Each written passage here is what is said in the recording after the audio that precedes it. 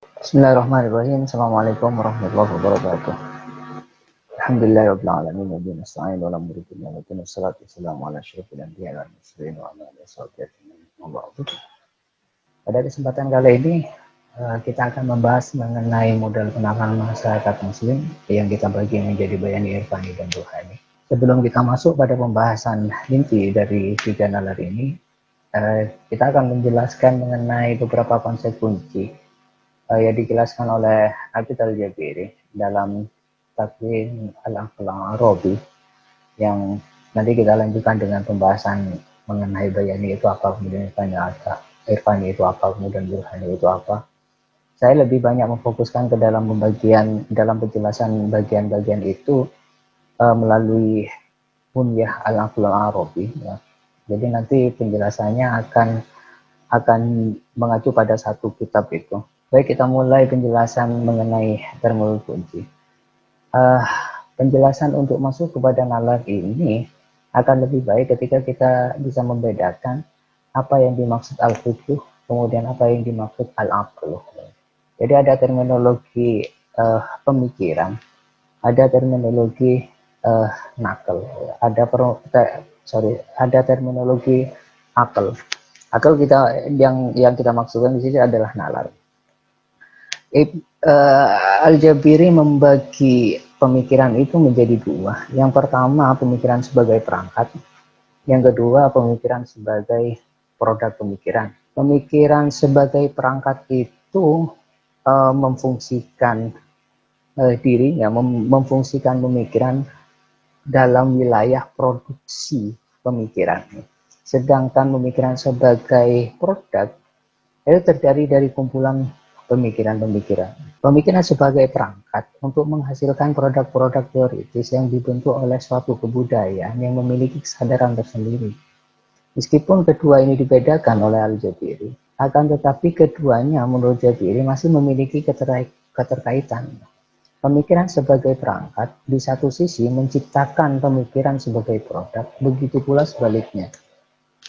Pemikiran sebagai alat maupun sebagai produk dipengaruhi juga oleh budaya atau lingkungan orang yang memunculkan sebuah pemikiran, sehingga pemikiran Islam yang bersifat Islamik dipengaruhi bukan hanya karena dia merupakan konsep pandangan dan teori yang mencerminkan atau mengekspresikan ajaran Islam dengan model ekspresi tertentu pastinya, tetapi juga karena ia adalah produk suatu cara atau model berpikir yang dibentuk oleh sejumlah realitas, termasuk realitas Arab.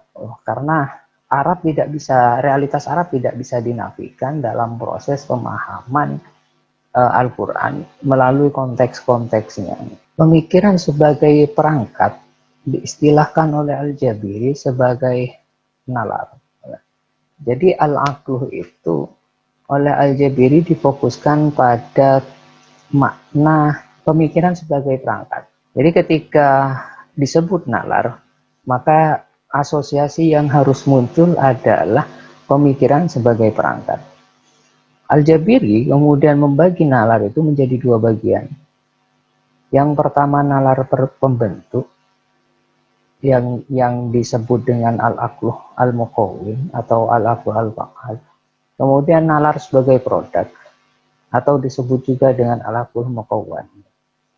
Sedangkan nalar masyarakat muslim merupakan al-aql al-muqawwan, yakni sejumlah asas dan kaidah yang dimunculkan oleh kebudayaan Islam untuk mereka yang terkait dengannya sebagai landasan untuk memperoleh pengetahuan atau sebagai sistem epistemik yang tidak bisa mereka elakkan. Al-Jabiri mengarahkan konsep nalarnya terhadap analisa yang mendalam terhadap keadaan masyarakat Arab. Jika problem ini dikontekskan secara spesifik ke dalam Islam, maka kebangkitan Islam dianggap tidak berjalan secara dinamis karena disebabkan oleh bangunan pemahaman yang masih bersifat parsial. Oleh sebab itu, Jabiri kemudian merumuskan langkah-langkah sistematis untuk mendorong semangat perubahan. Langkah-langkah itu dibagi menjadi dua. Yang pertama melakukan kritik historis. Kritik historis ini dilakukan terhadap permasalahan-permasalahan yang ditinggalkan oleh masa lalu, kemudian disistematikkan rentetan melalui fakta-fakta sejarah. Al-Jabiri juga menegaskan bahwa struktur nalar Arab telah dibakukan dan disistematikakan pada era kodifikasi, pada pertengahan atau akhir abad kedua. Sehingga sebagai konsekuensinya, dunia berpikir yang dominan pada masa itu mempunyai kontribusi besar dalam menentukan orientasi pemikiran yang berkembang di satu pihak dan mempengaruhi persepsi kita terhadap hasanah pemikiran yang berkembang pada masa sebelumnya di pihak yang lain. Kemudian kedua, mengaktifkan kembali naral aktif atau al-aqlul muqawwim itu. Karena ketika pada era kodifikasi baru, peradaban Arab dikenalkan oleh akal yang dibentuk bukan pada akal aktif. Akal terbentuk dipengaruhi oleh yang pertama, kesadaran akan tantangan peradaban Barat yang membangunkan masyarakat Islam dari tidur panjangnya dan memposisikannya pada pinggiran lingkaran dengan Barat sebagai pusat rotasinya. Jadi Barat menjadi pusat dari sirkulasi perkembangan pemikiran. Yang kedua, reaksi balik yang berusaha menggapai legitimasi dari masa lampau, sehingga menjadikan masa lampau sebagai pusat rotasi, dan yang lain berada pada pinggir lingkarannya. Jadi ketika mengaktifkan nalar Arab, ketika masa Tadwin Al-Jadid, ini bisa disebut dengan kebangkitan era Islam. Para tokoh itu kemudian terpecah menjadi dua. Yang pertama, ada yang berpatokan pada Barat, menjadikan Barat sebagai pusat intinya, kemudian perkembangan itu diletakkan di pinggir. Yang kedua, sifatnya romantisisme. Jadi masa lalu, era-era kejayaan masa lalu kemudian dijadikan pusatnya. Kemudian pemikiran lain itu melingkupi di sekitarnya. Pengaruh kedua inilah yang menguasai secara dominan dalam beberapa diskursus Arab kontemporer, yakni kecenderungan yang berlindung di balik legitimasi para pendahulu, kemudian menggunakan perangkat analogi deduktif fikih dan ideologis. Jadi semuanya mengarahkan pada ideologisasi, mengarahkan kepada ta'assub mazhabiyah. Kemudian bagi Al-Jabiri, sistem pengetahuan eksplanatoris yang mendasarkan pada penjelasan-penjelasan teks didukung oleh ahli-ahli bahasa, oleh kalangan linguistik, kemudian usul fiqh dan mutakallimun. Lah, pengetahuan eksplanatoris ini kemudian nanti dijelaskan dengan menggunakan istilah bayani. Sementara sistem pengetahuan gnosis atau kita bisa sebut dengan irfani itu didukung oleh para ahli-ahli tasawuf dan filsafat iluminatif serta orang yang mengamalkan ilmu-ilmu kebatinan atau kita bisa sebut dengan ulum syirriyah. Sedangkan pengetahuan demonstratif atau burhani itu ditopang oleh para ahli logika dan filsafat. Ketiga sistem ini menurut Jabiri mempunyai ciri epistemologi yang berbeda, bahkan dapat bertentangan antara satu dengan yang lain. Sebagaimana kita diskusikan pada pertemuan yang lalu, epistemologi ini masing-masing dibedakan berdasarkan segi otoritas penentuan kebenaran.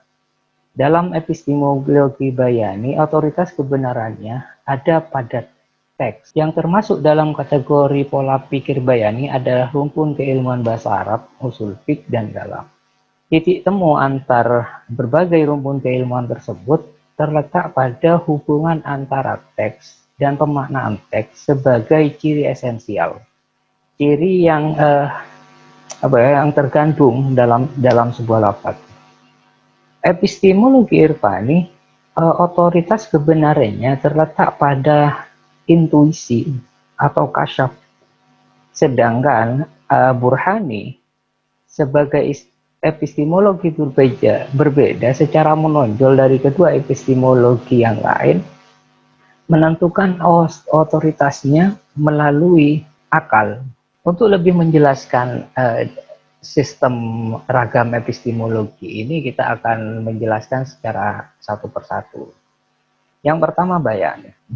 Berdasarkan kajian epistemologis dengan mengacu pada Lisanul Arab, Ibnu Arabi menyimpulkan bahwa term bayan mengandung 4 pengertian. Yang pertama pemisahan, yang kedua penjelasan, yang ketiga jelas, yang keempat keterpisahan. Keempat pengertian tersebut dapat diklasifikasikan menjadi 2 kelompok. Yang pertama, al-bayan sebagai metodologi yang berarti atau bermakna pemisahan dan penjelasan. Dan al-bayan sebagai pandangan dunia atau worldview yang berarti keterpisahan dan jelas. Namun pada wilayah konotasi teoritis konseptual, al-bayan sebagai sistem epistemologi mencakup 3 pasangan konsep dasar. Yang pertama, lafadz dan makna. Yang kedua, al-asluh wal far'u. Dan yang ketiga, substansi dan aksiden. Lafadz, makna, dan al-asluh al-far'u mencakup aspek metodologis. Sedangkan substansi dan aksiden mencakup pada aspek pandangan dunia. Nalar bayani sebagai pandangan dunia pada awalnya berlandasan pada gambaran Al-Quran tentang hubungan antara Allah, alam, dan manusia. Menurut pandangan Al-Quran, hubungan Tuhan, manusia, dan alam adalah hubungan yang sama sekali terpisah. Dalam bahasa lain, antara Tuhan, manusia, alam tidak ada media perantara. Jadi pada awalnya dunia murni merupakan pandangan agama. Akan tetapi ketika nalar bayani ini mengalami perkembangan, pandangan ini kemudian terjadi pergeseran dari wilayah epistemologis menuju ke wilayah metafisis. Pergeseran ini memperoleh bentuk yang semakin nyata ketika Abu Al-Khuzai membangun teori atomisme sebagai landasan konseptual dalam menganalisa persoalan-persoalan teologi. Teori atomisme kemudian berkembang menjadi basis pandangan dunia, menjadi basis pandangan dunia bayani. Teori atomisme ini mendalilkan bahwa sebuah teori sebuah teori yang berdiri atas landasan ketidaksaling hubungan, atau kita bisa sebut dengan al-infisal. Teori ini menyatakan bahwa segala sesuatu dan semua peristiwa di alam semesta secara substansial bersifat terputus. Pengembangan teori atomisme sebagai landasan fundamental pandangan bayani bertolak dari 3 postulat. Jadi bertolak dari 3 asumsi. Yang pertama, tidak ada wujud tanpa substansi dan eksiden. Kemudian kedua, substansi tidak terpisah dari aksidensi. Kemudian ketiga, aksidensi selalu berubah. Ini 3 postulat, 3 asumsi dasar yang mendasari konsep atomistik. Al-Jabiri kemudian menemukan prinsip dasar yang melandasi pandangan dunia bayani dengan menganalisa 2 isu utama yang diduga menjadi muara sekaligus sumber persoalan metodologis dari sistem epistemologi bayani. Yang pertama, pandangan bayani tentang hubungan antara realitas. Yang kedua, pandangan bayani tentang hubungan subjek mengetahui, dalam hal ini akal, dan objek yang diketahui, dalam hal ini realitas. Perspektif bayani tentang relasi antar realitas membawa konsekuensi pada problem kausalitas. Unsur pokok dari persoalan kausalitas berkaitan dengan persoalan konsep ruang dan waktu. Konsep ruang dalam pandangan bayani bersifat konkret. Ruang selamanya dipahami tidak terpisah dari sesuatu yang menempatinya. para ulama yang masuk dalam kategori nalar bayani ini menolak asumsi ruang yang bersifat filosofis gitu, yang menyebutkan bahwa ruang adalah sesuatu yang mengelilingi yang lain dari segala sisinya. Bagi mereka, bagi para penganut bayani ini, secara bahasa, terminologi bahwa ruang itu mengelilingi yang lain dari segala sisinya itu tidak bisa ditemukan dalam terminologi para ahli linguistik. Mereka mengambil contoh misalnya kopiah yang mengelilingi kepala sebagai tidak diistilahkan sebagai tempat kepala. Atau misalnya sarung yang mengelilingi badan kita tidak disebutkan sebagai tempat duduk. Begitu juga dengan konsep waktu. Konsep waktu selalu dikaitkan dengan kejadian tertentu. Konsep waktu absolut atau waktu yang tak berawal dan tak berakhir tidak pernah ada dalam pandangan dunia bayani. Konsep waktu selalu berarti waktu tertentu. Misalnya musim hujan, kemudian musim panas, kemudian musim dingin. Jadi konsep waktu itu selalu berarti waktu tertentu. Sehingga waktu bersifat diskontinuitas, ya, sesuai dengan diskontinuitas kejadian. Misalnya musim hujan, maka musim hujan akan berhenti ketika hujan sudah tidak turun. Karena diskontinuitas kejadian. Gambaran konsep ruang dan waktu dalam pandangan bayani bersifat atomistik. Dengan kata lain, sepenuhnya berada pada prinsip diskontinuitas. Penjelasan tersebut membawa konsekuensi tidak adanya tempat bagi kausalitas. Karena pengaruh kausalitas setidaknya merupakan penggambaran yang bersifat azali, yang meniscayakan suatu bentuk relasi yang bersifat kontinu dan saling bereaksi antara satu dengan yang lain. Dan dalam konsep kontinuitas itu, kausalitas itu, terdapat perubahan yang dipengaruhi oleh proses keterpengaruhan. Sementara konsep atomistik dalam dunia bayani, dalam pandangan dunia bayani, tidak saling bereaksi dan tidak mengalami perubahan. Akan tetapi tetap sama. Perubahan hanya terjadi pada aksiden. Aksidensi itu dalam istilah Arabnya ketika kita nanti membahas, ketika kalian nanti mengkaji filsafat, ada al-jauhar, ada al-arf. Al-jauhar itu substansi, kemudian al-arf itu aksidensi. Perubahan aksiden menurut pandangan bayani tidak terjadi sebagai akibat dari pengaruh alam. Para ulama yang menggunakan nalar bayani ini menolak pemikiran tentang nature dan pengaruh dari nature. Tujuannya apa? Tujuannya untuk menegaskan bahwa hanya Allah lah pelaku dari segala sesuatu dan hanya Allah lah yang senantiasa membuat penciptaan secara terus-menerus. Jadi penciptaan secara kontinu total menghapus konsep kausalitas. Bahkan beberapa ahli kalam yang menganut nalar bayani ini mendekatkan tentang adanya internalisasi berkelanjutan dari kehendak Tuhan pada tahap penciptaan aksidensi, yang pada gilirannya juga menciptakan substansi dan segala sesuatu di luar dunia, agar dapat menutup pintu bagi pemikiran naturalisme. Pandangan dunia bayani, menurut pandangan dunia bayani, segala sesuatu bersifat atomis dan saling terpisah. Pandangan atomistik ini berimplikasi pada segala aspek, termasuk pada persoalan-persoalan metodologi pemikiran. Salah satu bentuk implikasi metodis dari teori ini misalnya kelemahan nanti metode kias dalam sebagian besar keilmuan bayani, di mana hubungan antara dua istilah tidaklah mewakili yang berkaitan, sehingga tidak menghasilkan konklusi yang niscaya, melainkan konklusi yang cenderung bersifat kemungkinan. Hal ini disebabkan begitu. Jadi konsep hubungan akal dan realitas berpijak pada teori atomisme. Ya. Akal dalam pandangan bayani dianggap bukan substansi, melainkan aksidensi. Bila akal merupakan aksiden, maka memunculkan banyak pertanyaan. Misalnya, Di manakah substansi yang ditempati oleh akal? Dan bagaimana bentuk relasi akal dengan substansi tersebut?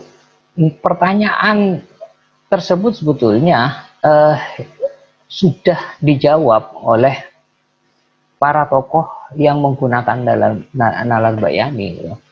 Jawaban mereka mengacu kepada konsep-konsep linguistik dengan merujuk pada nas-nas agama. Al-Jabiri kemudian memberikan kesimpulan tentang jawaban para tokoh-tokoh itu.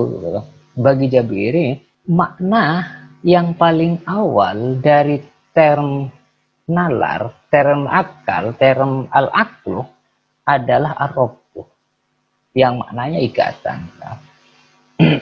Secara linguistik, al-aqlu dalam agama, dalam Al-Quran, mengacu pada dua corak definisi. Yang pertama, akal didefinisikan sebagai proses pengikatan makna dan pengetahuan.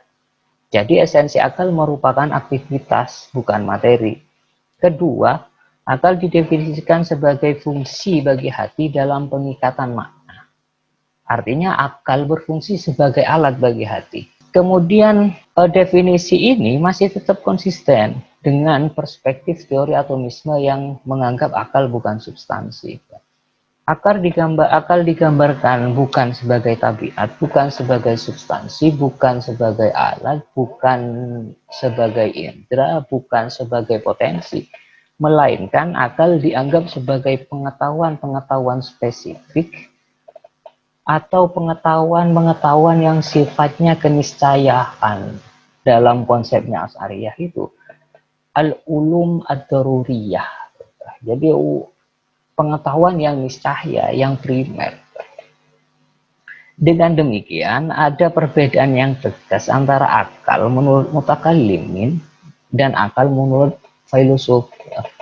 Bagi mutakallimin, akal merupakan sejumlah aksiden, sedangkan bagi ahli filsafat, akal merupakan substansi sederhana. Esensi akal hanya dianggap sebagai pengetahuan. Pengetahuan semacam ini memunculkan ambiguitas.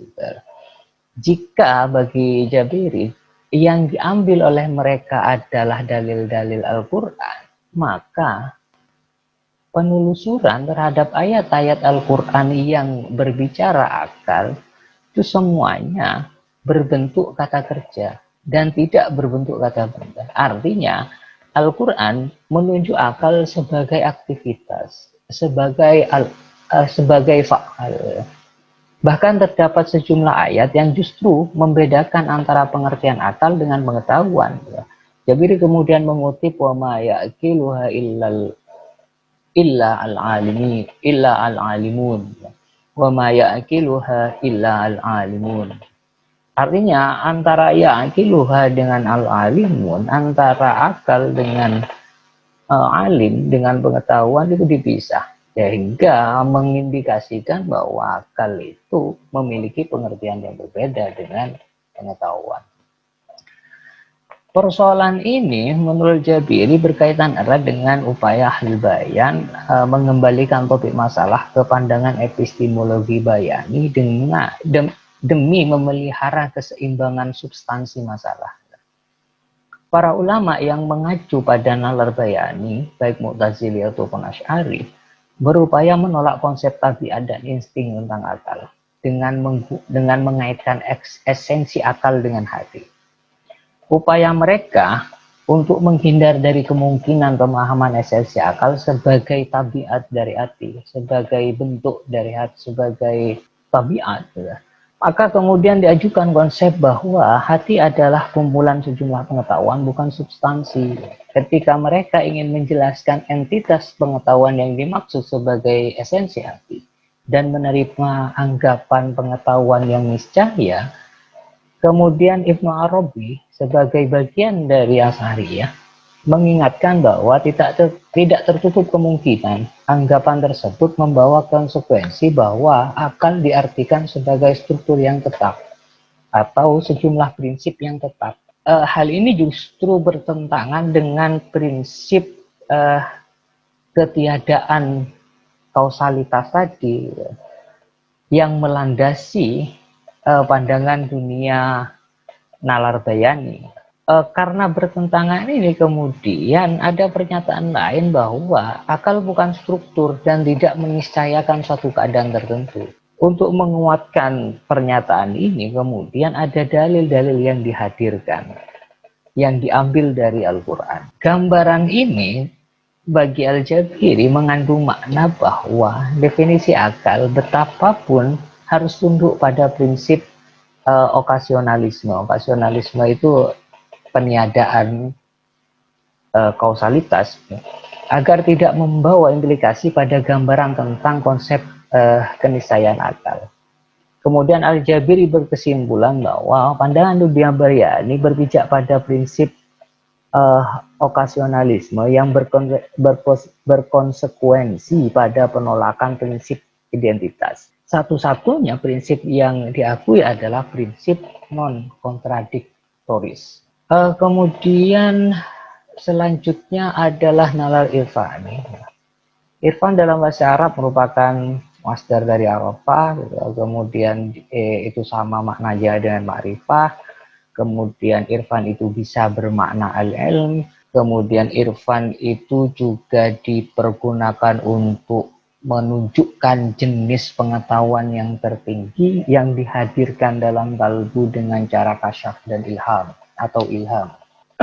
Sedangkan terminologi ma'rifah di kalangan sufi itu diartikan sebagai pengetahuan langsung tentang Tuhan berdasarkan atas wahyu atau penjelasan.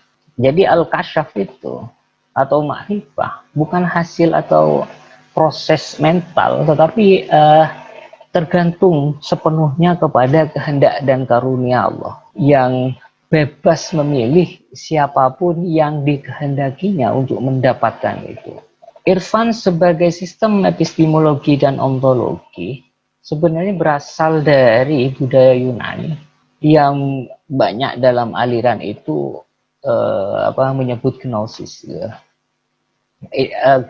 Gnosis itu sama maknanya dengan ma'rifah. Jadi sebetulnya irfan ini merupakan satu nalar yang baru yang masuk dalam pemberdaharaan kata Arab ketika ada proses ekspansi keilmuan dari Yunani ke Arab. Sumber irfani itu berada dalam hati. Cara memperolehnya itu melalui jalur mujahadah atau kasyaf. Yang dimaksud hati di sini bukan bagian tubuh secara fisiologis ataupun biologis yang terletak di dalam tubuh di bagian kiri dada manusia. Tapi hati itu merupakan percikan rohaniyah ketuhanan yang memuat hakikat tentang realitas manusia. Cara pemerolehan pengetahuan dalam irfani ini itu yang melalui jalur mukasyafa atau jalur kasyaf tidak dihasilkan melalui penalaran intelektual manusia yang bersifat aktif ataupun kritis, tetapi dihasilkan melalui jalur mujahadah dan riyadhah. Dari situ kemudian dikonsepsikan atau masuk dalam pikiran sebelum dikemukakan kepada orang lain. Secara metodologis, pengetahuan rohani diperoleh melalui 3 tahapan. Yang pertama itu persiapan, yang kedua penerimaan, dan yang ketiga pengungkapan. Proses ini sangat banyak penjelasannya dalam ilmu-ilmu tasawuf, bagaimana persiapan itu dilakukan, apa yang harus dihindari, kemudian baru ada penerimaan itu bagaimana caranya, kemudian baru terjadi penyingkapan, terjadi mukasyafah dalam tingkatan dan bahasa yang berbeda-beda dalam kajian tasawuf. Kita tinggalkan kajian tasawuf itu, kita masuk kepada metode pengungkapan pengetahuan irfani. Ada 2 metodenya. Yang pertama melalui pemaknaan zahir dan batin. Berdasarkan pengungkapannya, irfani yang bersifat esoterik, isu sentral irfani itu adalah makna zahir dan batin. Keduanya bisa dianggap sebagai konsep yang berlawanan, tetapi dalam kajian irfani, zahir dan batin itu tidak diletakkan dalam porsi yang berlawanan, tapi dalam porsi yang berpasangan. Aspek zahir teks mengacu pada bacaan, sedangkan aspek batinnya mengacu pada pentakwilan. Jika dianalogikan dengan bayani, zahir batin ini hampir mirip maknanya, hampir mirip posisinya dengan posisi lafaz dan makna. Bedanya, dalam epistemologi bayani, seseorang untuk memperoleh pengetahuan, dia harus berangkat dari lafaz terlebih dahulu, baru menuju makna. Sedangkan dalam irfani, seseorang yang hendak memperoleh pengetahuan dalam jalur irfani itu berangkat dari makna batin dulu, berangkat dari makna dulu, baru menuju ke lafaz. Atau dalam bahasanya metodenya irfani itu, masuk ke wilayah batin terlebih dahulu, baru kemudian menuju ke wilayah zahir. Atau ketika kita meminjam bahasanya Ghazali, makna itu diasosiasikan sebagai al-aslu, diasosiasikan sebagai al-aslu, sedangkan lafaz yang mengikuti makna itu sebagai al-furu. Kemudian ada persoalan terkait dengan kasyaf itu. Bagaimana makna atau dimensi batin yang diperoleh melalui jalur kasyaf itu diungkap. Jabir kemudian menjawab pertanyaan ini dengan baginya makna batin dapat diungkap dengan dua cara. Yang pertama iktibar, yang kedua dengan syatohat. Iktibar itu atau biasa disebut dengan kias atau disebut dengan kias irfani oleh Jabiri, analogi makna batin yang ditangkap dalam kasyaf kepada makna zahir yang ada pada teks. Jadi dia berupa makna kemudian ditangkap dan diajukan kepada teks, kepada lafaz. Sehingga kias irfani itu tidak sama dengan kias bayani.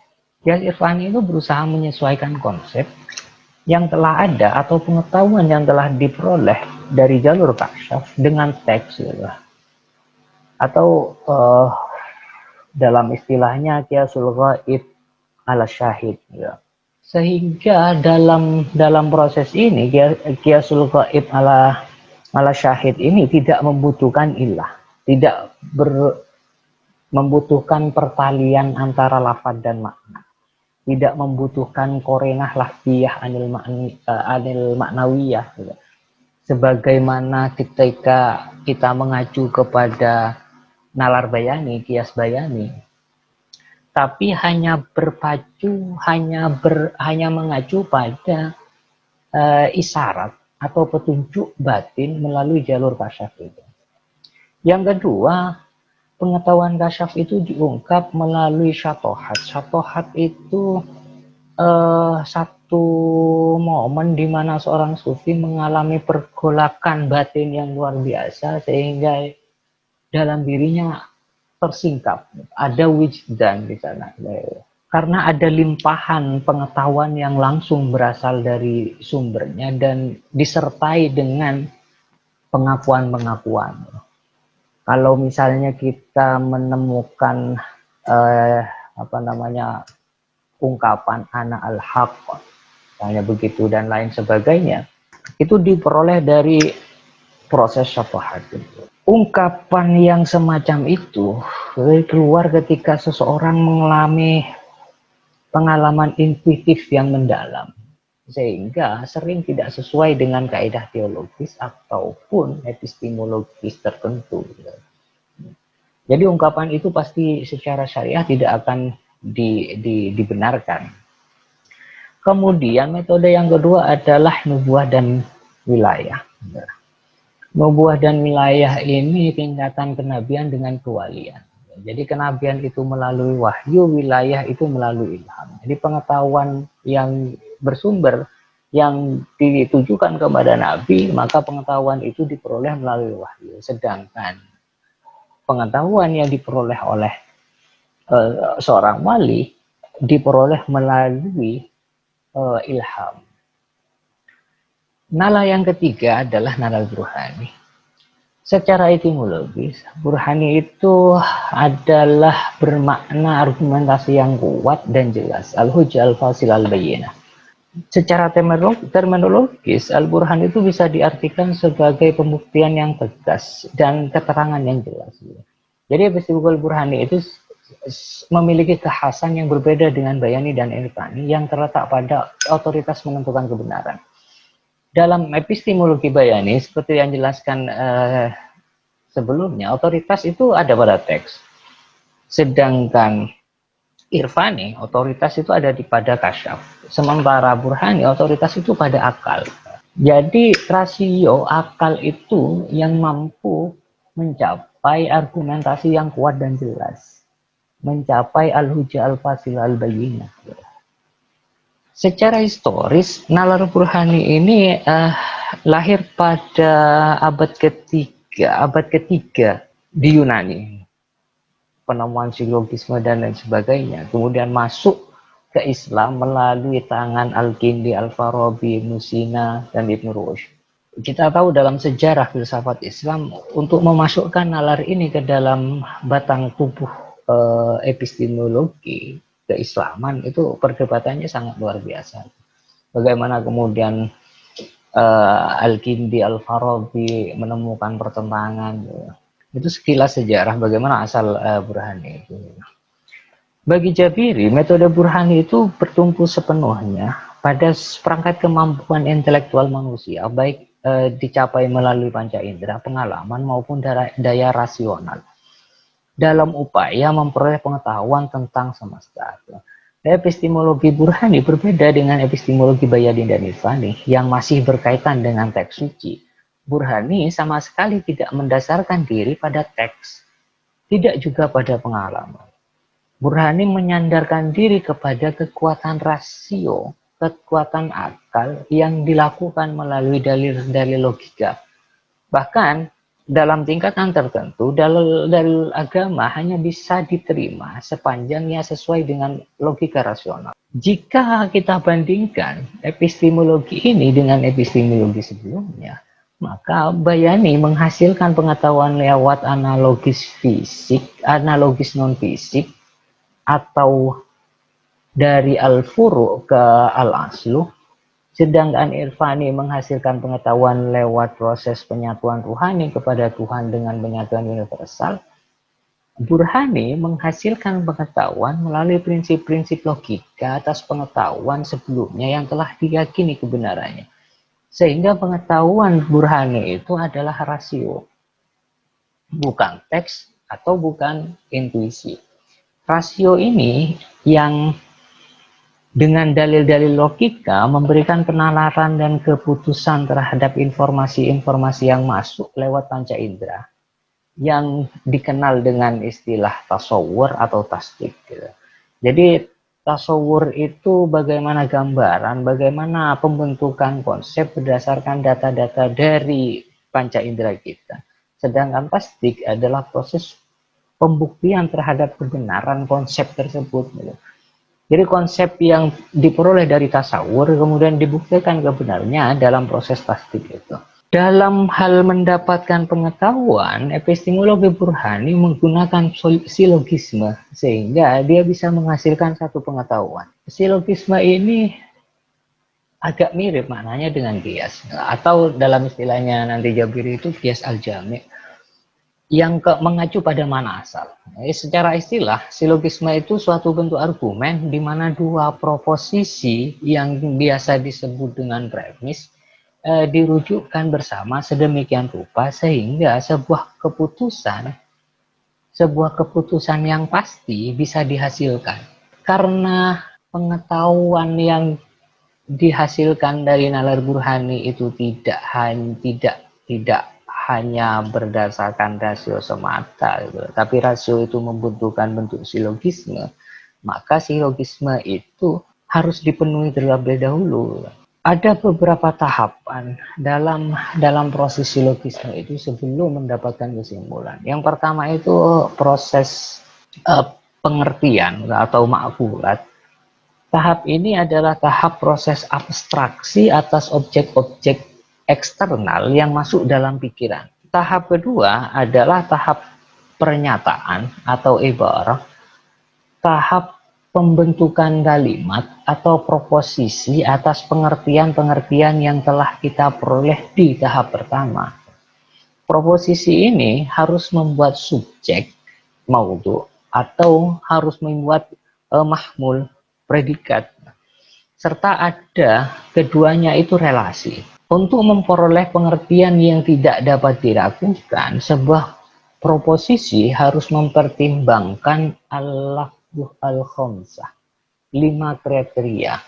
Yang pertama an-nau, spesies. Yang kedua al-jinsi, genus, jenis. Yang ketiga al-fasl, diferensiasi. Kemudian yang kelima aruf. Yang kelima itu aruf atau aksidensial. Tahapan ketiga dalam silogisme adalah penalaran atau tahlilan. Tahap ini proses pengambilan keputusan berdasarkan hubungan di antara premis-premis yang ada itu terjadi sehingga dapat menghasilkan kesimpulan. Dalam kajian Jabiri, kesimpulan itu harus memenuhi beberapa syarat.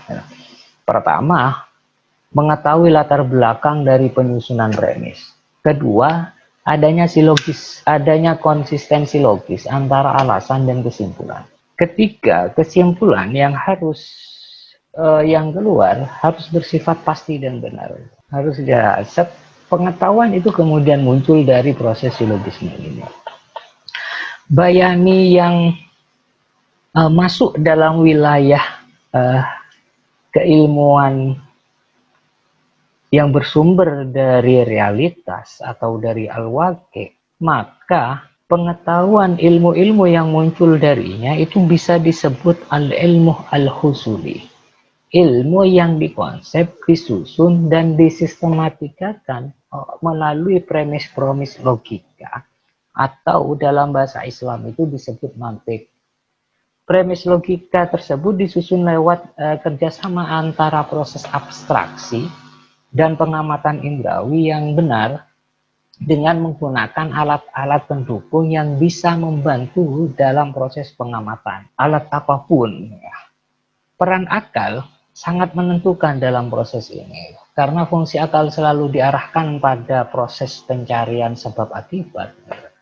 Jadi fungsinya al-aqlu idrokis sabab wal musabab, mencari, menjelaskan sebab dan musababnya.